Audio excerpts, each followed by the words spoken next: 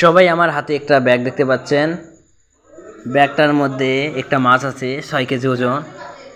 আপনাদেরকে আমি দেখাবো মাছটি কত বড়। 6 কেজি ওজনের মাছটি আমি বের করলাম, আমার ময়নার সাথে মাপ দিলাম, ভাগ্নি হয় আমার।